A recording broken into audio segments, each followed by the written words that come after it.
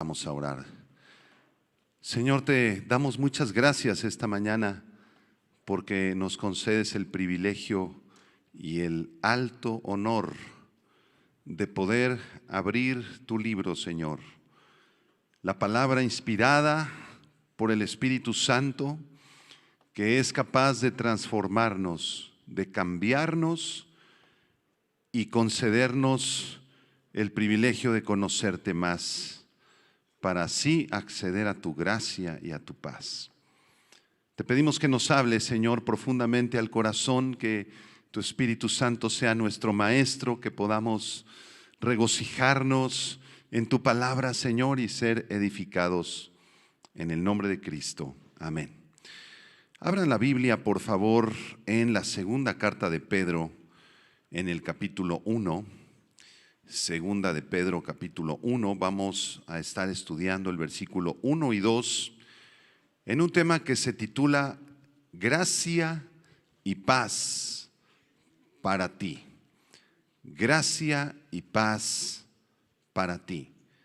Dice así la segunda carta de Pedro, capítulo 1, verso 1 y 2.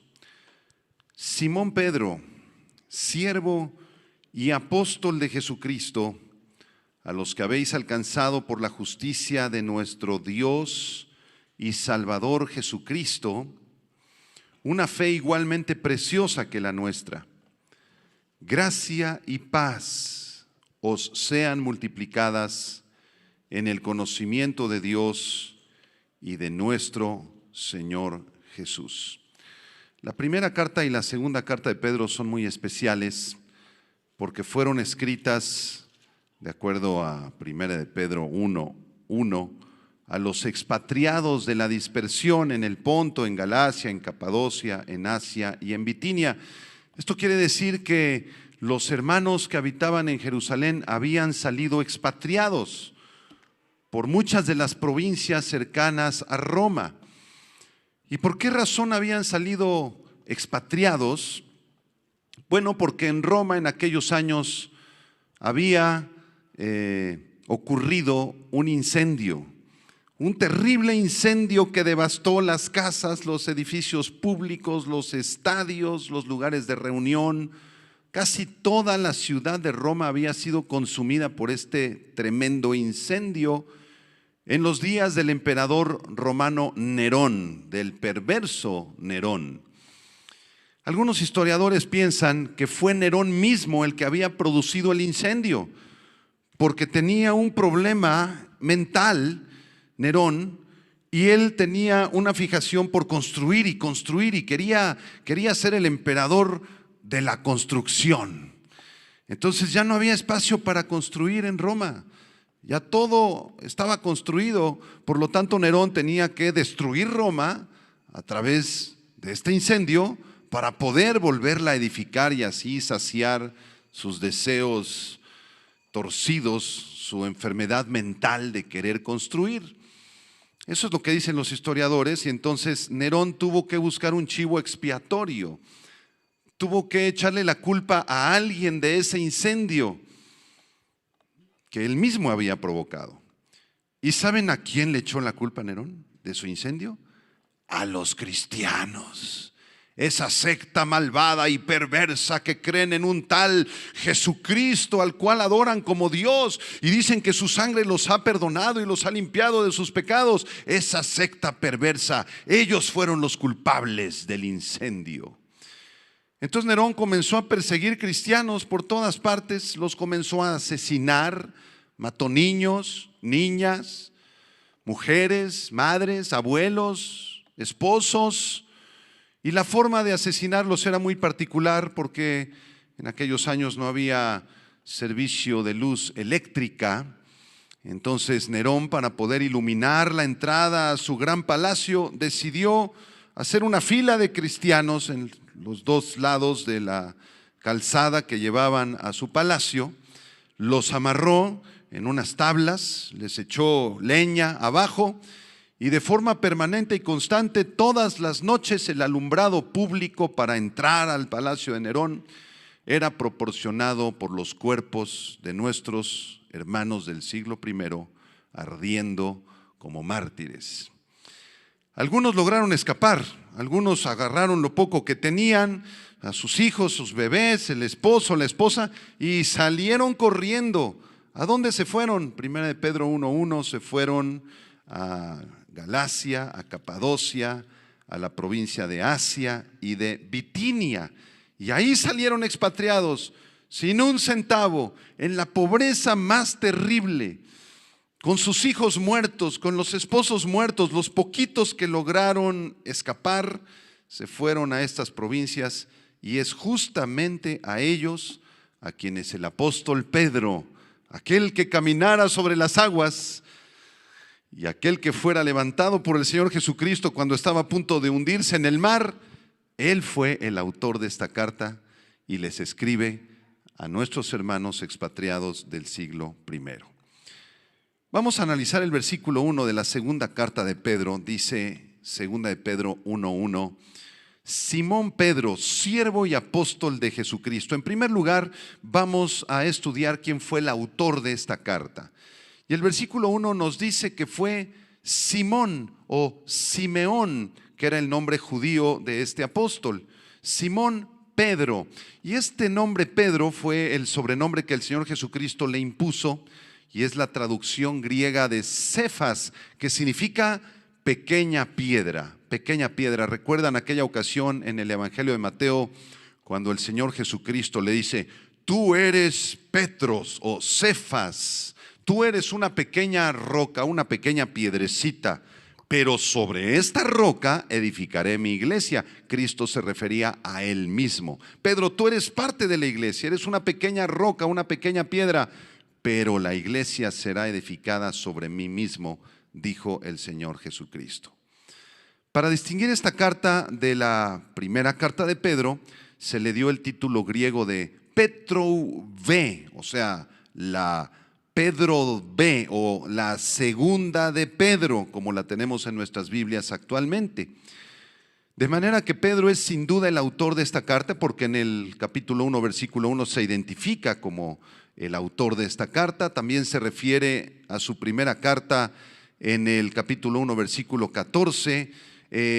Anuncia la predicción que el Señor Jesucristo haría de su muerte. Y también en 2 de Pedro capítulo 1 él dice haber estado en el monte de la transfiguración. Entonces no hay duda alguna de que Pedro es el autor de esta carta. Esta carta ha sido muy controversial, hermanos, sobre todo en los primeros 4 siglos del cristianismo, porque muchos autores no la reconocían como parte del canon bíblico.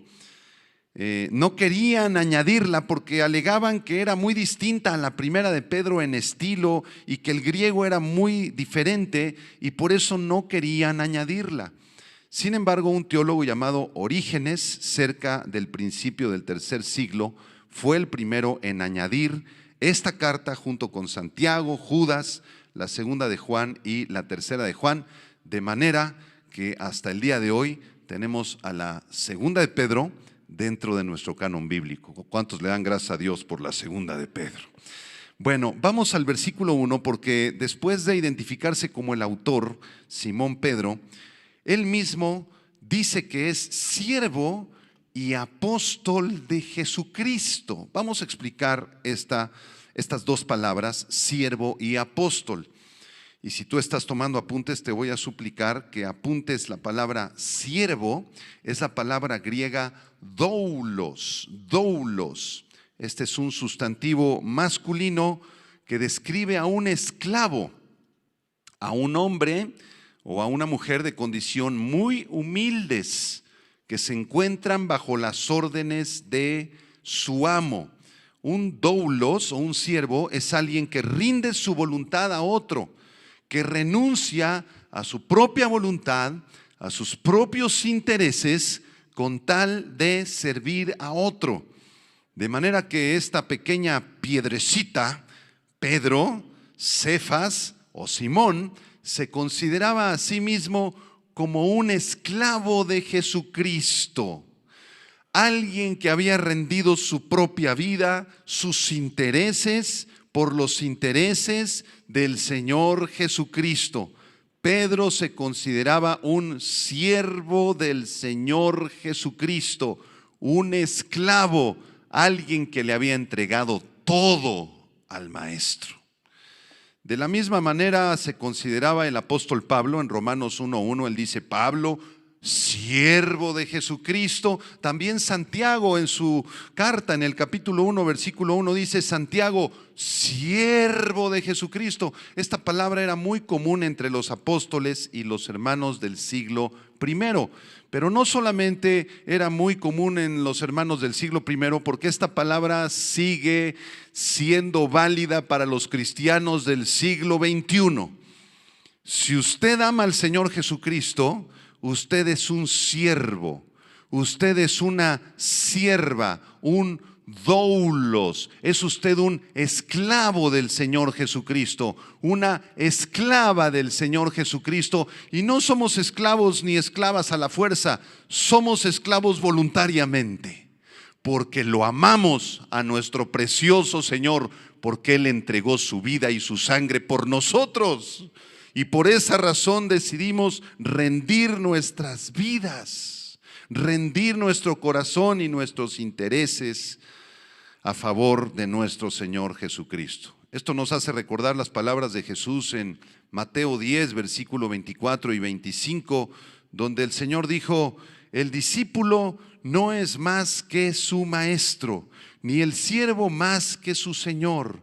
Bástale al discípulo ser como su maestro y al siervo como su señor. Ninguno de nosotros somos más que nuestro maestro, sino que estamos satisfechos, estamos gozosos, estamos contentos al parecernos a nuestro maestro. Ese es nuestro objetivo, ser como nuestro maestro. En Mateo capítulo 23, versículo 11 y 12, el Señor Jesucristo dijo: el que es el mayor de vosotros sea vuestro siervo, vuestro doulos, porque el que se enaltece será humillado, y el que se humilla será enaltecido. De manera que nosotros, al ser cristianos, al haberle entregado nuestra vida a Jesús, nos convertimos en sus siervos, en sus siervas, en sus esclavos, en sus esclavas. Ya no quiero más mis intereses, ya no quiero más que mi carne me domine, ya no quiero ser esclavo del pecado ni de la maldad. Quiero ser esclavo tuyo, Señor Jesucristo. ¿Por qué no levantas tus manos un momentito conmigo y le dices: Señor, yo deseo ser tu siervo o tu sierva, Señor. Quiero renunciar a mis intereses, quiero renunciar a mis planes, a mis sueños y a mis posesiones, con tal de ser tu siervo, tu esclavo, Señor. Pon en mi vida tus sueños, tus planes, tu vida, Señor, deposítala en la mía, porque deseo ser tu doulos, tu siervo, en el nombre de Jesús. Amén. Debemos comprender que ahora no somos más siervos del pecado, no somos más siervos del mundo, no somos más siervos del diablo, ahora somos siervos de Jesucristo. Él es nuestro Señor, Él es nuestro capitán, Él es el general. Nosotros le servimos por amor, por lo que Él hizo por nosotros en la cruz del Calvario. El apóstol Pablo en Romanos capítulo 6 nos explica este mismo principio. Romanos 6, verso 17 al 19, dice el apóstol Pablo: pero gracias a Dios, que aunque erais esclavos del pecado, habéis obedecido de corazón a aquella forma de doctrina a la cual fuisteis entregados. Lean conmigo Romanos 6, 18, por favor, en voz alta. ¿Qué dice? Y libertados del pecado, vinisteis a ser siervos de la justicia. Hablo como humano por vuestra humana debilidad, que así como para iniquidad presentasteis vuestros miembros para servir a la inmundicia y a la iniquidad, así ahora para santificación presentad vuestros miembros para servir a la justicia. Somos siervos de Jesucristo. Que no se te olvide, porque un siervo y una sierva ya no hace lo que se le da la gana, ya no toma sus decisiones solo, ya no hace lo que quiere, sino que un verdadero siervo, un verdadero esclavo, siempre obedece al amo, siempre se sujeta al amo. ¿No es verdad? Señor, quisiera estudiar la carrera de arquitectura, ese es mi deseo, pero tú ordenas, Señor, mis dones y mis talentos, quiero que tú dirijas la carrera que yo voy a estudiar. Señor, quisiéramos irnos a vivir a otra ciudad, quisiéramos cambiarnos de trabajo, quisiera casarme con esta persona. Usted no se manda solo, usted tiene amo y ese amo se llama Jesucristo. Sujete su voluntad a Jesucristo y el Señor le dirigirá con su infinito amor. Regreso a la segunda de Pedro capítulo 1, vean el versículo 1. Dice Simón Pedro, siervo, pero no solamente siervo, dice también apóstol de Jesucristo. Esta palabra apóstol es una palabra griega muy interesante. La palabra apóstolos del griego es un sustantivo masculino que describe a un delegado, a un mensajero, alguien que ha sido enviado con ciertas instrucciones, alguien que ha sido enviado para cumplir una misión a otro lugar. Esta palabra apóstol se toma de la cultura griega. Las embarcaciones que llevaban mercancías de un puerto a otro se les conocían como embarcaciones apostólicas. Allá va el barco, ahí va el apóstol, ahí va la embarcación apostólica. ¿Cuál era la misión de ese barco? Llevar telas, llevar toda clase de mercancía, alimentos, de un lugar a otro lugar. Esa era la misión del barco. Y de ahí tomamos prestada a los cristianos la palabra apóstol. Significa alguien que es enviado, un mensajero que tiene una misión. Y esta palabra podemos comprenderla en dos sentidos, lo voy a explicar brevemente. En primer lugar, se puede comprender en sentido estricto. En sentido estricto, esta palabra se refiere solamente a los 12 apóstoles que escogió el Señor Jesucristo.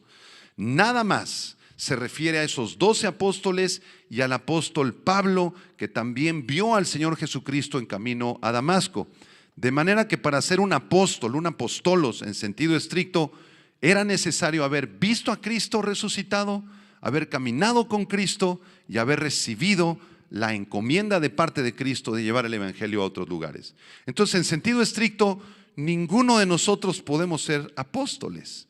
Ya no existen apóstoles en sentido estricto. Por ahí hay algunos movimientos, ¿verdad?, de algunas personas o supuestos pastores que se autodenominan apóstoles. Y en algunas iglesias se les llama apóstol a los líderes. Es que ahí viene el apóstol. Tengamos respeto porque ahí viene el apóstol, como si el apóstol fuera de otro nivel o de otro mundo superior al nuestro. Esto no está en la Biblia, hermanos. Actualmente no hay apóstoles porque solamente hubieron 12 apóstoles en sentido estricto, y aquel que se atreva a autodenominarse apóstol lo está haciendo con una tremenda ignorancia de la palabra de Dios. Ahora, en sentido general, en sentido más amplio, la palabra apóstol se puede referir a aquellos hombres que el Señor envía a cumplir una misión específica. Por ejemplo, a Timoteo y a Silvano se les dio el título de apóstoles en la primera Tesalonicenses y en la carta a los Romanos. También hubieron otros apóstoles como Tito en 2 Corintios capítulo 8, Epafrodito en Filipenses 2, Jacobo, hermano del Señor Jesucristo, en Gálatas 1:19. También se les llama apóstoles, pero ellos no fueron de los 12. Entonces, en sentido más amplio, la palabra apóstol se utiliza para referirse a un creyente llamado por el Señor para cumplir una misión en otro lugar. En otras palabras, son los misioneros actualmente. Un misionero es alguien que recibe un llamado para salir de su ciudad o salir de su nación e ir a otro país, a otra nación o a otra ciudad para establecer una iglesia, para establecer una misión. Esos, en sentido amplio, podríamos llamarlos apóstoles, o mejor dicho, misioneros. ¿De acuerdo? Muy bien, vamos a avanzar ahora. En segundo lugar, quiero enseñarte los destinatarios de la carta. Vamos al versículo 1. Dice: Simón Pedro, siervo y apóstol de Jesucristo. Y aquí vienen los destinatarios. Miren lo que dice Pedro. Dice: a los que habéis alcanzado por la justicia de nuestro Dios y Salvador Jesucristo una fe igualmente preciosa que la nuestra. ¿Se acuerdan quiénes son los destinatarios de esta carta?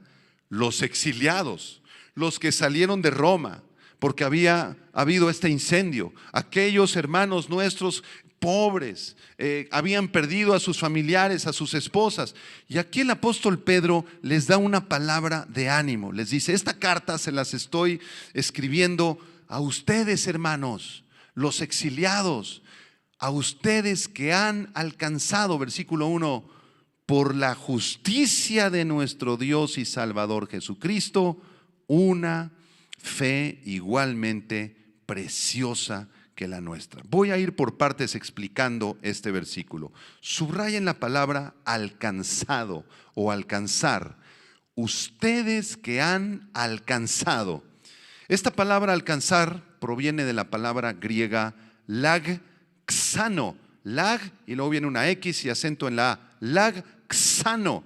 Y esta palabra alcanzar es muy interesante en el griego porque significa obtener algo por suertes, como si fuera una especie de lotería, por suertes. Esta palabra se utilizó en Lucas capítulo 1, versículo 8 y 9, donde se nos informa que el sacerdote Zacarías le tocó en suerte ofrecer el incienso entrando en el santuario del Señor. Echaron suertes, ¿y a quién le tocó la suerte? Al sacerdote Zacarías para entrar a ofrecer el incienso. Ahora, este asunto de la suerte es interesante en la Biblia, porque en Proverbios 16, versículo 33, dice que la suerte se echa en el regazo, mas de Jehová es la decisión de ella. De manera que cuando estamos jugando algún juego de suertes y aventamos los dados, el Señor es el que determina qué va a salir en los dados. No hay tal cosa como el azar. El azar no existe, porque por encima del azar, de acuerdo a Proverbios 16:33, se encuentra Dios. Dios es el Dios que tiene el control de la suerte. ¿Y por qué les explico todo esto? Regreso a 2 de Pedro capítulo 1. Estamos tratando de explicar la palabra alcanzar. Los que han alcanzado la fe, dice el apóstol Pedro. Entonces, esta palabra alcanzar, que significa recibir algo aparentemente por suertes, en realidad nos está diciendo que la fe es un don de Dios. Que la fe en la cual decidimos creer en Cristo no fue una decisión tuya o mía, sino que fue Dios el que decidió que tú fueras su hijo y su hija. Dios es el que está al control de nuestra salvación. Dios es el que nos eligió. Si tú alcanzaste la fe en Cristo, fue porque Dios te permitió alcanzarla. Fue porque Dios te escogió desde antes de la fundación del mundo para que fueras su hijo y para que fueras su hija. Y esto lo confirma la primera carta de Pedro, capítulo 1, versículo 2. Regresen a la primera de Pedro, unas páginas adelante. Primera de Pedro, capítulo 1. Y en el versículo 2, Pedro dice: a los exiliados del Ponto, Galacia, Capadocia, Asia y Bitinia, verso 2, elegidos según la presciencia de Dios Padre, en santificación del Espíritu, para obedecer y ser rociados con la sangre de Jesucristo, gracia y paz os sean multiplicadas. Ahí vemos cómo el Señor nos ha elegido para ser sus hijos. ¿Quién eligió a quién? ¿Tú elegiste a Jesucristo o Jesucristo te eligió a ti? En el Evangelio de Juan, el Señor Jesús nos dice: no me eligieron ustedes a mí, yo os elegí a vosotros. ¿Cuántos están gozosos y contentos de que el Señor nos escogió para salvación? Gracias, Señor, te alabamos. Muy bien, regresamos a la 2 de Pedro capítulo 1. Estamos investigando el versículo 1 y aprendiendo muchas cosas.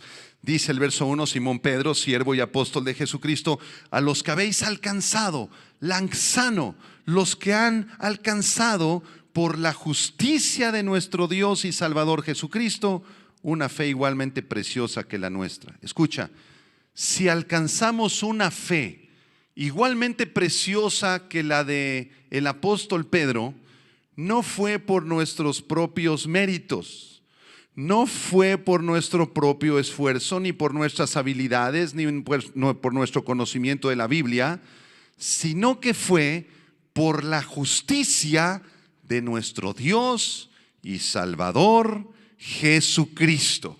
Fue por los méritos de Jesucristo que nosotros alcanzamos esa fe salvadora para poder creer en el Padre.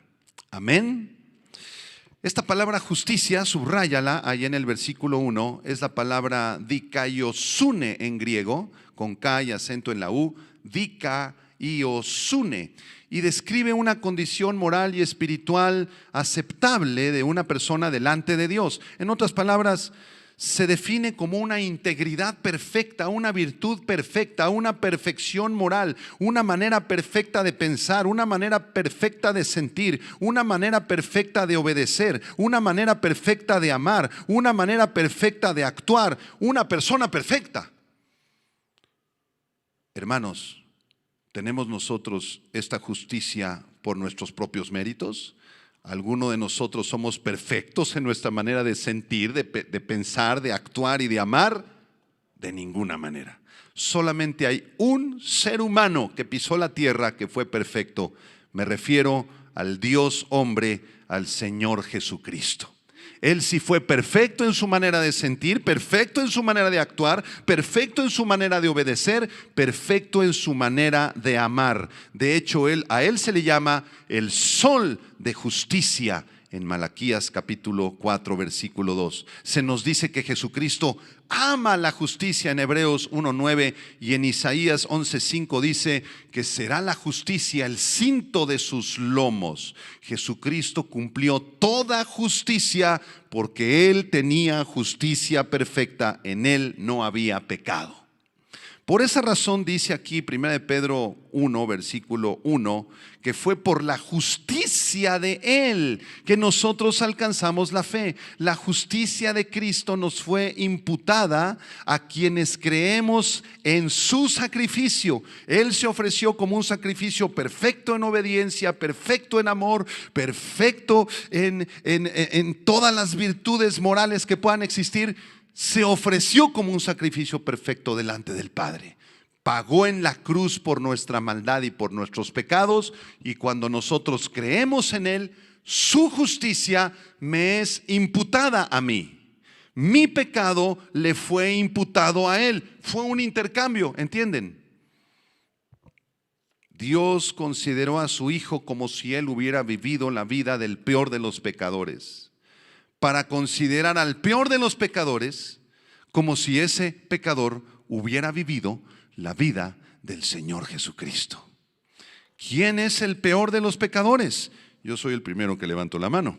Usted sígame y también levante su mano y diga: Señor, gracias, porque siendo yo el peor de los pecadores, tú consideras que estoy viviendo la vida del Señor Jesucristo.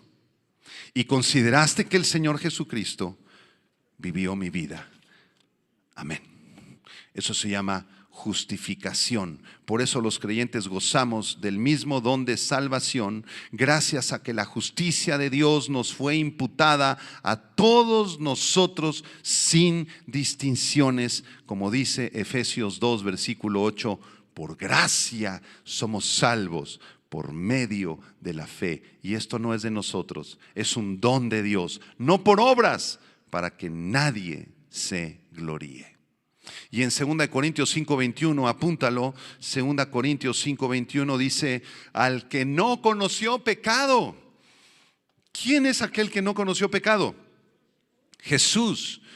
Al que no conoció pecado, por nosotros lo hizo pecado. El Padre lo hizo pecado para que nosotros fuésemos hechos justicia, dikaiosune, justicia de Dios en Él. Entonces, cuando Dios te ve desde el cielo, dice: ay, mi hijita Margarita, ella está viviendo una vida perfecta en justicia, perfecta en alabanza, perfecta en obediencia, perfecta en amor. Así nos ve el Padre. Aunque Margarita no esté viviendo esa vida, pero Margarita tiene un abogado que se llama Jesucristo, y Jesucristo sí vivió esa vida.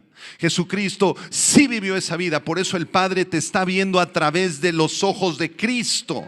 Nos ve a través de Cristo. Por eso Pablo dice, si le van a aplaudir, apláudanle fuerte al Señor.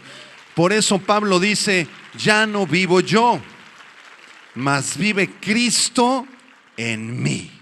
Y esto es justamente, esto que estamos explicando en el versículo 1, es justamente lo que hace tan diferente al cristianismo de todas las demás religiones del mundo. Solamente hay dos filosofías, dos formas de pensar en el mundo: la falsa religión y el cristianismo verdadero.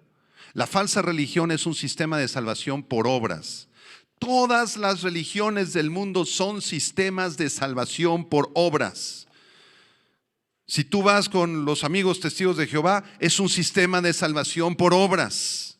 Te van a pedir que hagas un montón de cosas. La primera, convertirte a los testigos de Jehová. Esa es la primera obra de salvación que tienes que hacer, porque ellos alegan que solo en ellos hay salvación. Si tú quieres visitar a los amigos mormones que están aquí enfrente, cerca del Walmart, tócales la puerta y pregúntales, ¿cómo puedo hacer para ser salvo? Te van a decir, tiene usted que obedecer las enseñanzas de José Smith y convertirse en mormón y obedecer todas estas obras. Si vas y visitas a las catedrales de nuestros amigos católicos romanos, es lo mismo. Es un sistema de salvación por obras, por bautismo, los 7 sacramentos. Tienes que confesarte una vez al mes, tienes que creer en sus doctrinas falsas y torcidas. Son sistemas perversos de salvación por obras. Vienen de Satanás, del infierno, estos falsos sistemas, y millones de personas están atrapados en ellos. La Biblia enseña otra cosa: la salvación es gratis, porque Cristo pagó por nosotros, porque Él en la cruz llevó nuestros pecados. La salvación es un don de Dios, no es por obras, para que nadie se gloríe. Muy bien, regresando al versículo 1, porque todavía no lo terminamos.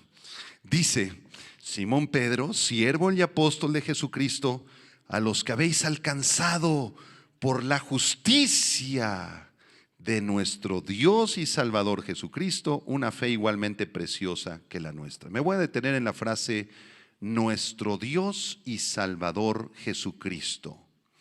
En el original griego, tou theo, hemon kai soteros Iesus Christos. Lo voy a traducir: tou theo, de nuestro Dios, hemon Kai, y soteros, Salvador, Iesus Christos, Jesús el Cristo. En otras palabras, del original griego traduciendo al castellano diría: del Dios nuestro y Salvador, Jesús el Cristo. Y la construcción griega aquí solamente tiene un artículo antes de esta frase que afecta al sustantivo. El sustantivo es Jesucristo y los calificativos son Dios y Salvador. Si usted no me entendió, no se preocupe, le voy a explicar. Esta frase de nuestro Dios y Salvador Jesucristo no se está refiriendo a dos personas. No se está refiriendo a nuestro Dios el Padre y a nuestro Salvador Jesucristo. No se refiere a dos personas, se refiere a una sola persona. ¿Sabe a quién se refiere? A Jesucristo. Ahí está muy claramente. Y hay dos cosas que están calificando a Jesucristo. La primera, se le califica como nuestro Dios, y la segunda palabra que lo califica es Salvador, Theo en griego, soteros. Theo es Dios, soteros es Salvador. Entonces estas dos palabras están calificando a Jesucristo. En otras palabras, muy sencillo: Jesucristo es nuestro Dios y nuestro Salvador. Este versículo confirma la deidad del Señor Jesucristo. No sé si se dio cuenta. A Jesucristo se le llama Dios. ¿Ya lo vio? Y también se le llama Salvador.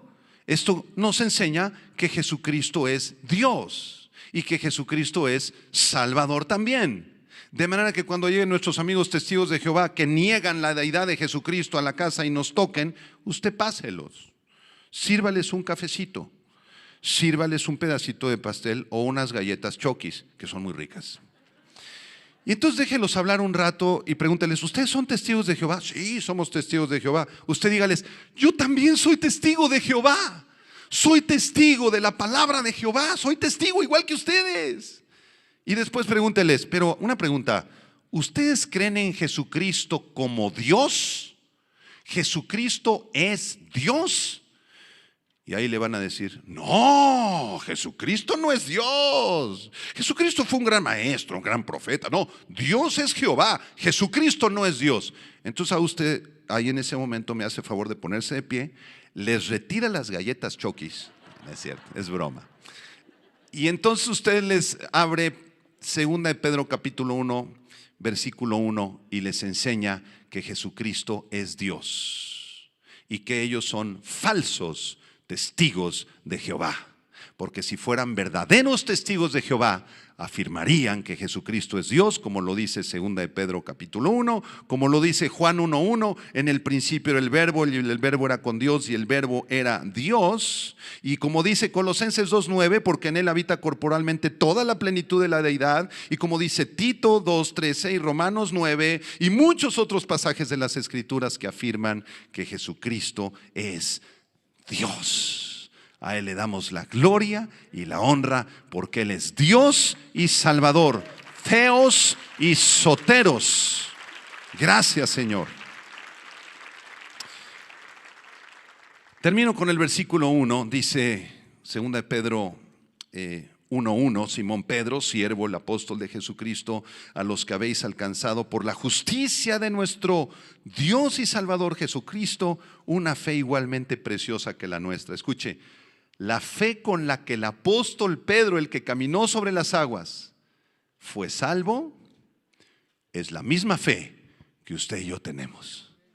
No hay fe para cristianos de primera categoría y cristianos de segunda y tercera categoría, porque no existen los cristianos de primera, segunda y tercera categoría. Todos los creyentes en Jesucristo somos igualmente valiosos para Dios, iguales. No, pero es que el pastor es más importante. No es cierto, el pastor es servidor de usted.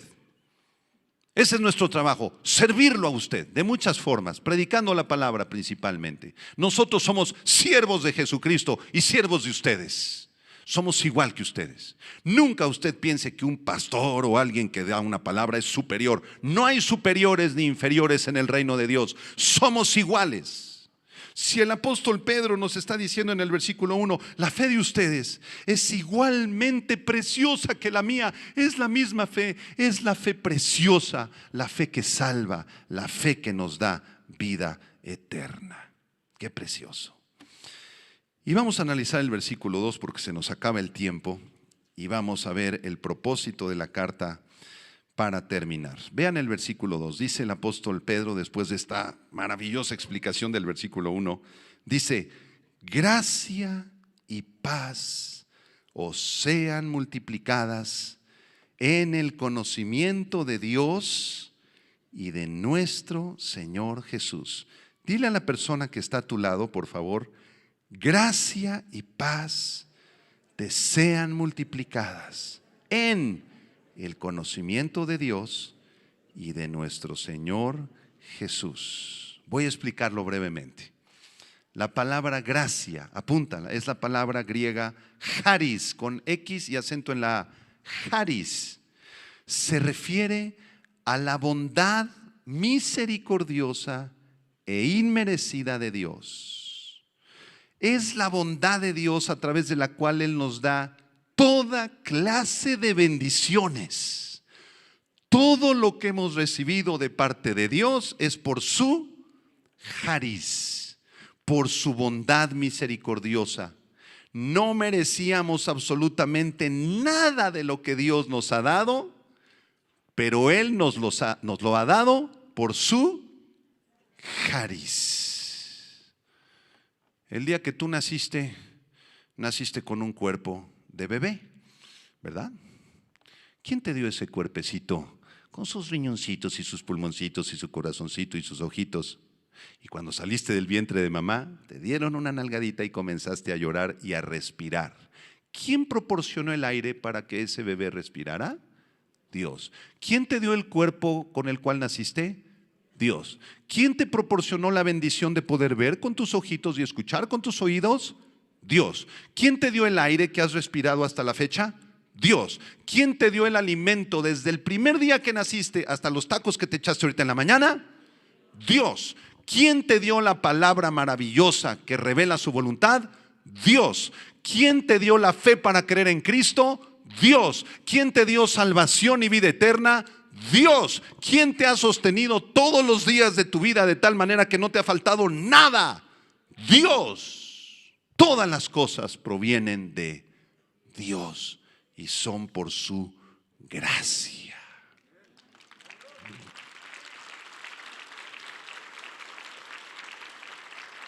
Dios es el dador de la gracia. Y aquí Pedro nos dice Charis, Kai e Irene en el griego. Charis, Kai e Irene, gracia y paz. ¿Cuál es la palabra griega para paz? Eirene. Por eso todas las mujeres que se llaman Irene tienen un nombre muy hermoso. Todas las Irenes proviene de esta palabra griega Eirene, que significa paz. En el hebreo shalom, diga conmigo shalom. Shalom o Eirene es un estado de absoluta tranquilidad que nos lleva a estar en armonía y concordia con Dios, con nosotros mismos y con todo el planeta. Y es un regalo inmerecido de Dios, su paz. El Señor Jesucristo murió en la cruz del Calvario para que tú y yo podamos tener todos los días de nuestra vida la shalom, la eirene, la paz. ¿Cuántos de nosotros venimos atribulados esta mañana? Con muchos problemas, con muchas situaciones complicadas y difíciles que nos quitan la paz. Y no vienes en paz contigo mismo, no estás a gusto contigo mismo. A unos no les gusta la forma de su nariz. No estoy de acuerdo con mi nariz, pastor. Me voy a hacer una cirugía. Y estás en guerra. Otros no están de acuerdo con su trabajo o con el sueldo que ganas. No estoy de acuerdo, yo debería ganar el triple, pastor. Estás en guerra contigo mismo. Otros están en guerra con Dios. La mayor parte de la humanidad está en guerra con Dios. Y les hablas de Dios. No me hables de eso, no es cierto. Yo quiero hacer lo que se me da la gana. Guerra con Dios, guerra con nosotros mismos, guerra con los demás. Así vivimos todos los días. Y si no, pregúntenle al presidente Vladimir Putin. Guerra por todas partes. El único que nos puede dar la paz que sobrepasa todo entendimiento es el Señor Jesucristo. Escúchame, si tú estás en guerra con Dios, si estás en guerra contigo mismo, si estás en guerra con los demás, debes arrepentirte y hacer la paz con Dios. Isaías 26:3 dice: tú guardarás en completa paz aquel cuyo pensamiento en ti persevera, porque en ti ha confiado. Y Filipenses dice, el apóstol Pablo, Filipenses 4, por nada estéis afanosos, que nada te angustie, si no sean conocidas tus peticiones, tus angustias, tus problemas delante de Dios. Y la paz de Dios, que sobrepasa todo entendimiento, guardará tus pensamientos en Cristo Jesús. Estamos en un mundo muy complicado, un mundo lleno de asesinatos, de robos, de abusos, como la muchacha de Monterrey que mataron hace unos días, lleno de desapariciones, de homicidios, de feminicidios. Así es nuestro México, así es nuestro mundo. Y en medio de este mundo de guerra, nosotros podemos estar en paz. Y esa paz se puede multiplicar si tan solo tenemos comunión con Dios. Y tú puedes estar en una situación muy complicada.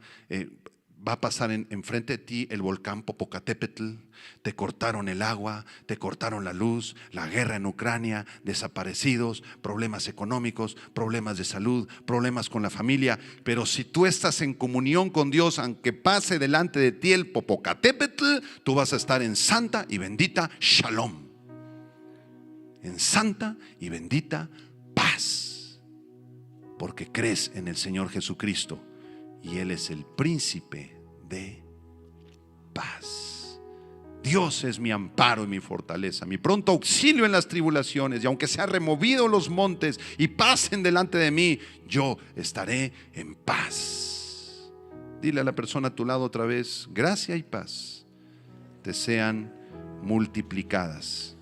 Y al final dice: en el conocimiento de Dios y de nuestro Señor Jesucristo. Es decir, para acceder a esta paz y a esta gracia es necesario conocer a Dios y al Señor Jesucristo.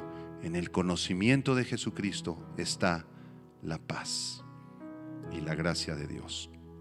Conclusiones. Número 1, Dios desea que seas un siervo y una sierva, un doulos, un esclavo por amor, dispuesto a rendir tu voluntad bajo sus órdenes. Número 2, Dios desea que seas agradecido todos los días por haberte concedido en su gracia todas las cosas y la fe para poder creer en Cristo. Número 3, Dios desea que adores a Jesucristo porque Él no solo es tu Salvador, Él es Dios. Lo acabamos de demostrar.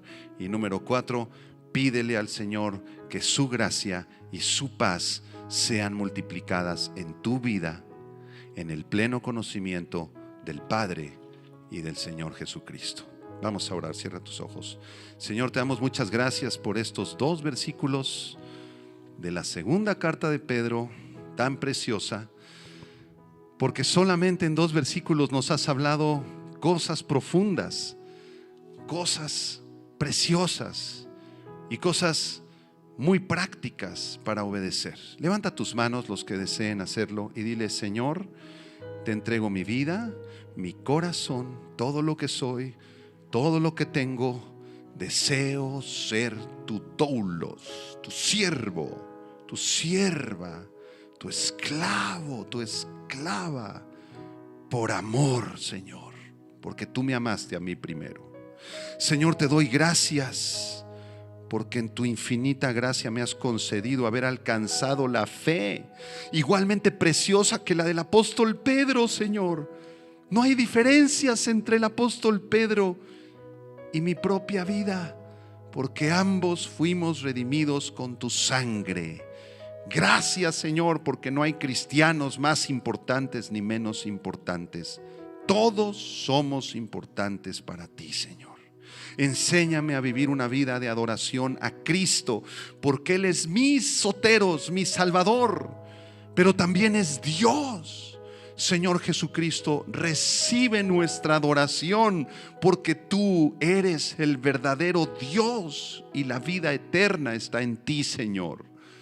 Señor, pedimos por todos aquellos que se encuentran engañados en falsas religiones, que tú les resplandezcas con el Evangelio, Señor, y puedan conocerte.